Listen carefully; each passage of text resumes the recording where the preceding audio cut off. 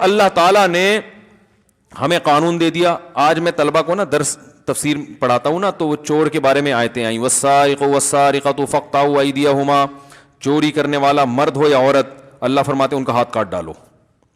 جزاء بما کسبا, جو جرم انہوں نے کیا اس کی سزا ہے. نکالا من اللہ, اللہ کی طرف سے یہ پکڑ ہے. واللہ عزیز حکیم, اللہ زبردست غالب اور حکمت والا ہے. کیوں یہ کیوں فرمایا غالب اور حکمت والا ہے؟ یہ اس لیے کہ بھائی 5-6 ہزار روپے کی کسی بندے نے چوری کی, اللہ کہہ رہے ہیں ہاتھ کاٹ دو. انسانی عقل کہتی ہے نا کہ یار ہاتھ کروڑوں روپے کا اور چوری 5,000, 5,000 کے بدلے میں بندے کا ہاتھ ہی کاٹ دیا آپ نے, تو بظاہر تو یہ ظلم لگتا ہے نا, سمجھ میں نہیں آتا. تو اللہ نے ان اشکالات کے جواب دیے. فرمایا ان اللہ عزیز حکیم, کہ اللہ زبردست, واللہ عزیز حکیم ہے یا ان اللہ عزیز حکیم, کہ اللہ زبردست غالب ہے اور حکمت والا. غالب کا مطلب کہ تم جو ہاتھ کاٹ رہے ہو خود سے نہیں کاٹ, تمہیں کسی کا ہاتھ کاٹنے کی اجازت نہیں ہے کسی جرم پہ, اللہ کو اجازت ہے. تو یہ ہاتھ کاٹنے کی نسبت کس کی طرف ہوگی؟ اللہ نے کاٹا ہے, تم تو صرف اس کے نمائندے بن رہے ہو. تو اللہ کو تو اس کی بھی اجازت ہے کہ وہ ٹرک کے نیچے کسی کو کچل دے. بھائی اللہ تعالیٰ تو کسی کو آگ میں جلا کے بھی مار سکتا ہے, سمندر میں ڈوبا کے بھی ہلاک کر سکتا ہے. اگر تم ہاتھ نہیں کاٹو گے تو اللہ تو ویسے بھی کوئی ڈینگی اس کے اوپر چھوڑ دے, ویسے ہی تڑپ تڑپ کے مر جائے وہ.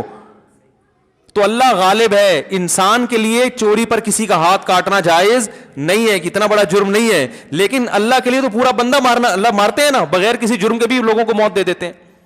تو غالب تو اللہ ہے. تو جب اللہ کا لا ہے, اللہ کا قانون ہے, تو کوئی اگر تم سے غیر مسلم پوچھے کہ ہاتھ کیوں کاٹ رہے ہو, 4-5 ہزار کے بدلے میں کروڑوں کا ہاتھ کاٹ رہے ہو, تو آپ بولیں بھائی اللہ اس کو مار بھی سکتا تھا, ہم نہیں کاٹ رہے. کون کاٹ رہا ہے؟ اللہ کاٹ رہا ہے. ہم تو اس کے حکم, اس نے ہمیں نمائندہ بنایا کہ کرو, ورنہ تمہیں نہیں بخشوں گا پھر میں. صحیح ہے نا؟ حکومت تو اللہ کی نائب ہوتی ہے نا زمین پہ. اور آگے اللہ نے فرمایا حکیم. اس میں دوسرے اشکال کا جواب دیا کہ اللہ تو غالب ہے, تو جو چاہے کر سکتا ہے. تو ٹھیک ہے, یہ بات تو سمجھ میں آتی ہے بھائی, تو بادشاہ جو چاہے کر, لیکن ایسا لگتا ہے کہ اچھا کر نہیں رہا ہے. گویا معاذ اللہ اپنے اختیارات کا غلط فائدہ اٹھا رہا ہے. 5,000 کی چوری کی ہے, کروڑوں کا ہاتھ کاٹ دیا. ویسے قدرتی حادثے میں مار دیتا تو چلو, ہمیں تو کہہ رہے جا کے ہاتھ کاٹو, تو ٹھیک ہے لاجیکلی یہ بات درست ہے, تو سب کچھ کر سکتا ہے, تو تجھے ہاتھ کاٹنے کا بھی اختیار ہے. تو لیکن ایسے ہی جیسے کوئی بادشاہ ہو, طاقتور ہو, وہ اپنی طاقت کا فائدہ اٹھا کے کچھ بھی کرتا چلا جائے. تو اللہ نے آگے جواب دے دیا حکیم, حکمت والا ہے. اس میں فائدہ ہے, نقصان انسانیت کا فائدہ ہے. یہ حکم حکمت پر مبنی ہے. چور کا ہاتھ کاٹنے کا حکم دینا ظلم نہیں ہے, بلکہ ظلم کے خاتمے کا سبب ہے. اس میں تم ایک چیز کو دیکھ رہے ہو کہ 5,000 کی چوری کی اور ہاتھ کٹ گیا, یہ نہیں دیکھ رہے کہ اس 5,000 کی چوری سے نقصان 5,000 کا نہیں ہوا. معاشرے میں جو فساد پھیل رہا ہے نا, وہ فساد اس 5,000 کی نسبت کئی گنا زیادہ ہے. آج 5,000 چوری کی ہے, کل 5 کروڑ چوری کرے گا, اور پھر مزید آگے بڑھ کے ڈکیتیاں کرے گا. پھر جب چسکا لگ جائے گا نا اس کو, تو پھر بندے مار مار کے پیسے نکالے گا, پھر بندوں کو قتل بھی کرے گا. ایک ہاتھ کو بچانے کے لیے درجنوں لوگوں کا قتل کروا دو گے تم. تو چور جتنے بھی مجرم ہیں نا دنیا میں, وہ پیدائشی مجرم نہیں ہوتے, وہ آہستہ آہستہ. دیکھو آج جو شراب پی رہے, تو ڈائریکٹ شراب پہ تھوڑی آیا, وہ پہلے سگریٹ پہ آیا, گٹکوں پہ آیا, پان پہ آیا, جب عادی ہو گیا چلو بھائی یہاں بھی چلو. جو آج قتل و غارت میں لگے ہوئے ہیں, یہ بچپن میں پہلے گھنٹیاں بجا بجا کے بھاگا کرتے تھے. ان کی شرارتیں بس اتنی ہوتی تھیں, ابا سے پٹے نہیں, کسی نے تنبیہ نہیں کی, پھر مسجد سے چپلیں چرانا شروع کر دی, پھر کسی نے مارا نہیں کہ چپل ہی تو ہے. پھر نتیجہ ہوتے ہوتے ہوتے ہوتے لاکر سے پیسے چرانا, پھر ابا کے پرس سے. پھر انسان کو جب فری میں پیسہ ملتا ہے نا, تو ہوس بہت تیزی سے بڑھتی ہے. پھر اس کے خرچے اتنے ہو جاتے ہیں کہ حلال میں وہ خرچے پورے نہیں ہوتے. جو انہوں نے جو جوانی کا ٹائم حلال کمانے کی صلاحیت میں لگانا تھا, وہ ساری صلاحیت چوریوں چکاریوں میں لگ چکی ہوتی ہے.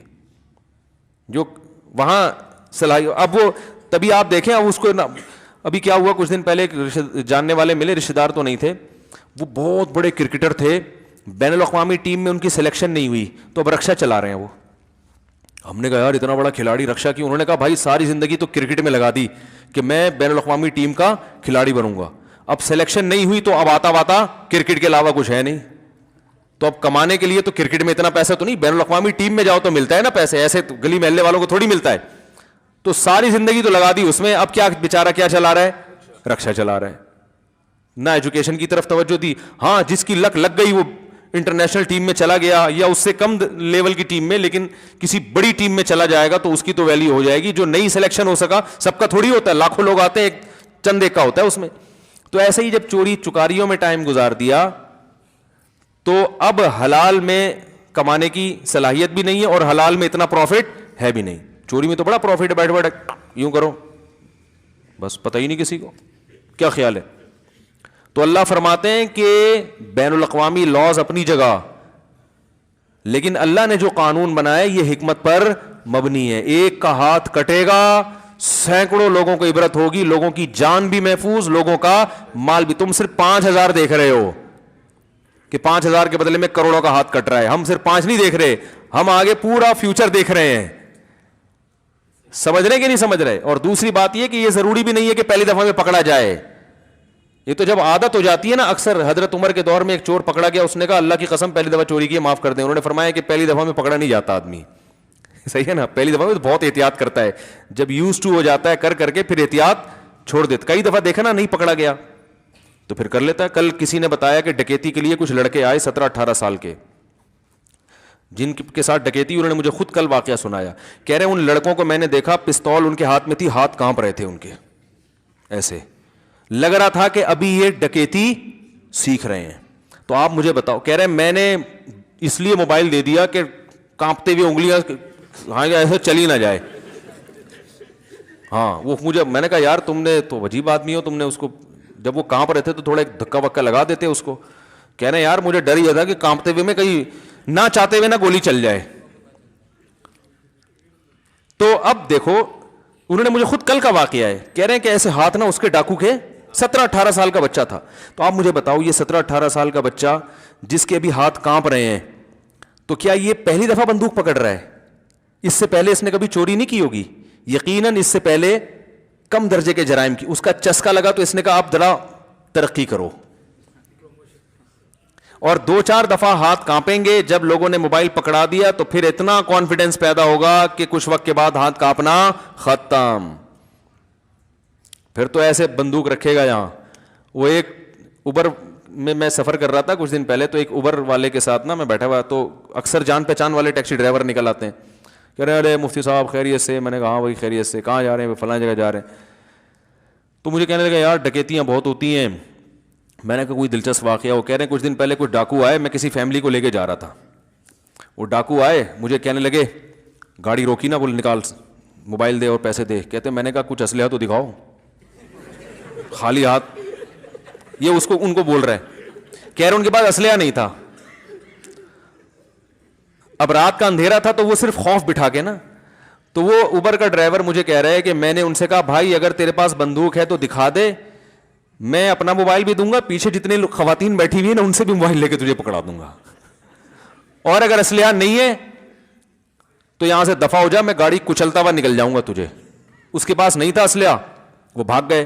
میں نے کہا آپ نے تمیز سے ان کو ترغیب دے دی کہ آئندہ جب سفر ڈکیتی کریں گے تو بندوق ساتھ میں رکھیں. وہ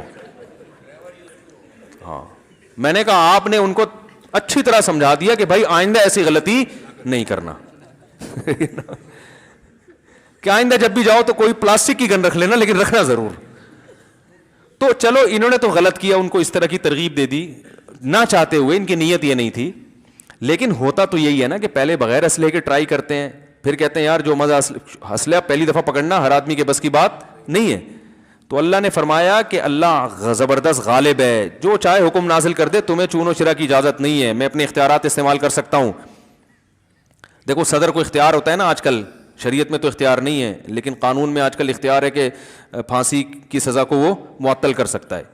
تو ہم کہتے ہیں صدر کو اختیارات ہیں, اس نے اپنے اختیارات استعمال کیے بغیر کسی لاجک کے, بس پھانسی کی سزا ختم کر دی. یہ غیر شرعی ہے. اسلام میں صدر کو یا وزیر اعظم کو اختیار نہیں ہے کہ پھانسی کی سزا, یعنی قصاص کے طور پہ اگر کسی کو قتل کر رہے ہیں. تو یہاں بھی اللہ کہہ رہے بھائی میں بادشاہ ہوں, میں نے کہہ دیا ہاتھ کاٹو تو کاٹ دو. اور پھر آگے اللہ نے بتا دیا کہ حکمت ہے, چھپی ہوئی حکمتیں, ہر حکمت تمہاری سمجھ میں آنا ضروری نہیں ہے. پھر آگے فرمایا وَلِلَّهِ مُلْكُ السَّمَاوَاتِ وَالْأَرْضِ, اللہ کے لیے زمین اور آسمانوں کی بادشاہی ہے. يُعَذِّبُ مَن يَشَاءُ يَغْفِرُ لِمَن, دیکھو قرآن میں اکثر یہ ہوتا ہے يَغْفِرُ لِمَن يَشَاءُ وَيُعَذِّبُ مَن يَشَاءُ, جس کی چاہے مغفرت کرے, جس کو چاہے عذاب دے. لیکن یہاں پر اللہ نے پہلے بیان فرمایا جس کو چاہے عذاب دے, جس کی چاہے مغفرت, کیونکہ چور کے ہاتھ کاٹنے کی بات چل رہی ہے نا, تو میں جس کو چاہوں عذاب دوں. ایک بڑے لبرل قسم کے آدمی تھے, اسلام کے خلاف بہت اعتراضات کرتے تھے. یہ چوری کی, جو چور کا ہاتھ کاٹنے کی سزا ہے نا, اس پہ بھی بہت کہتے یار یہ کیا ہے, 5,000 10,000 روپے چوری کی اور ہاتھ کاٹ دو, یہ کیا ہے. لیکن اللہ نے ان کو ہدایت دی. ایک دن میرے پاس آئے, کہنا یار اگر میں پازیٹیو سوچوں تو اس کی لاجک بنتی ہے. میں نے کہا کیا؟ کہہ رہے ہیں یار یہ اس کی دلیل ہے کہ اسلام جرم کو برداشت, جرم کے معاملے میں بہت حساس ہے, تو یہ پازیٹیو چیز ہے اسلام کی, سمجھ رہے ہیں نا. مجرم کے لیے رعایت, بولو بھائی, سافٹ کارنر کہتے ہیں نا, نرم اسلام کے لیے, نرم یعنی لب و لہجہ اسلام مجرم کے لیے اختیار نہیں کرتا. تو یہ تو جرائم کے خاتمے پر اسلام کی حرص ہے کہ وہ تو دنیا میں جرم مانتا ہی نہیں ہے. تو میں نے کہا یہی بات ہے, اگر پازیٹیو سوچو گے تو پازیٹیو, نیگیٹو سوچتے رہو گے تو جاتے چلے جاؤ, الٹا سوچتے رہو. تو اتنے لوگوں کے, ایک دن مجھے ایک صاحب کہنے لگے یار اگر چور کا ہاتھ کٹے تو سارے ٹنڈے پنڈے ہو جائیں گے, تو سارا آدھا ملک تو چور ہے. تو یہ تو بڑی, یہ تو سمجھ میں اس زمانے میں یہ نہیں ہونی چاہیے. میں نے کہا بھائی جان ایسا نہیں ہوگا, 1-2 کے کٹیں گے تو باقی چوری سے توبہ کر چکے ہوں گے. ٹھیک ہے نا, 1-2 کے کٹیں گے ہاتھ, باقی سب توبہ کر. تو اسلام میں ڈاکو کی سزا بڑی سخت ہے, جو دن دہاڑے لوگوں سے یا رات کو علانیہ لوگوں سے ڈکیتیاں کرتے ہیں. اسلام میں ان کی سزا یہ ہے کہ بھائی اگر یہ گرفتار ہو جائیں, ہاتھ پاؤں کاٹ کے چوک پہ لٹکا دو ان کو, قتل کرو ان کو فوراً. یہ جیلیں ویلیں نہیں ہے اسلام میں, جیل میں ڈال دو, 25 سال کیس چل رہا ہے. بھائی گواہوں سے ثابت ہو گیا, فوراً لٹکا کے چوک پہ لٹکا دو اس کے. ان یقتلوا او یصلبوا او تقطع ایدیہم وارجلہم من خلاف. تو کہاں سے کہاں بات چلی گئی. تو یہ جو حدود ہے نا, حدود جو اسلام نے بیان کی سزائیں, اس میں گورنمنٹ کو اختیار نہیں ہوتا کہ وہ چاہے تو نافذ کرے, چاہے تو نافذ نہیں کرے. یہاں حکومت پابند ہوتی ہے کہ یہ اللہ کا قانون ہے, آپ کی سمجھ میں آئے نہ آئے آپ نے نافذ کرنا ہے. تو اسمبلیوں میں جو لوگ بیٹھے ہوئے ہیں وہ اگر حدود آرڈیننس کے خلاف کوئی بات کریں گے تو یہ اللہ سے بغاوت شمار ہوگی. وہ اس کے پابند ہیں کہ وہ اس قانون کو پاس کرانے کی کوشش کریں گے. بھائی یہ تو طے شدہ ہے, یہ تو قرآن نے بیان کر دیا, چور کا ہاتھ تو کٹے گا ہی کٹے گا. یہ تو اللہ نے ہمیں آسانی دے دی کہ بہت سے موٹے موٹے قوانین میں ہمارے لیے سوچنے کا آپشن ختم, کیونکہ جو سوچتا ہے وہ کنفیوز ہوتا ہے. کنفیوز ہوگا تو وہ کوئی تبھی ہمارے ملک میں دیکھو نا قانون بنتے ہی نہیں ہے, بنتے ہیں تو 10 قسم کی آرا سام. اگر اسلامی قانون ہو, بھائی چور کا ہاتھ کٹے گا, جو دن دہاڑے یا رات کو دہشت گردی کرے گا اس کو فوراً پکڑ کے چوک پہ لٹکا دیا جائے گا. اب اسمبلی میں اس پر بحث ہو, بھائی شراب پینے والے کو 80 کوڑے لگیں گے, ٹھیک ہے نا, کو ایجوکیشن کو ختم کیا جائے گا. اب بھائی کیوں, اس لیے کہ قرآن نے بیان کر دیا. اب اور آگے کی چیزیں سوچو جن کو قرآن اور حدیث نے صراحتاً بیان نہیں کیا, اس پہ ہم بیٹھ کے غور کریں گے. یہ جو چیزیں بیان کر دی ہیں وہ تو طے شدہ ہے بھائی, اس میں تو دو رائے ہو نہیں سکتی. اسلام کے نام پہ بنائے نا, تو اس میں اسمبلی بحث کرنا ہی غلط ہے. جو اسمبلی میں پہنچے ہوئے لوگ ہیں ان پر لازم ہے کہ بھائی یہ تو ہے, یہ تو طے شدہ ہے, اس میں دو رائے تھوڑی ہو سکتی ہیں. لیکن کیوں گڑبڑ کرتے ہیں؟ ان کو ڈر ہوتا ہے کہ ہماری عیاشیاں, بولو بھائی, اب کوئی شراب پی کے پہنچا ہوا ہو, یہ قانون پاس کرے گا کہ شرابی کو 80 کوڑے؟ تو وہیں سے ابتدا ہوگی, بھائی چلیں پھر سائڈ پہ آپ آ جائیں, آج بل پاس ہوا, آ جا بھائی گڈی نو, پنجاب میں ہوتا نا گڈی نو سائڈ تلا جی, تو سب سے پہلے آ جاؤ بھائی سائڈ تے ہو جاؤ. ٹھیک ہے نا.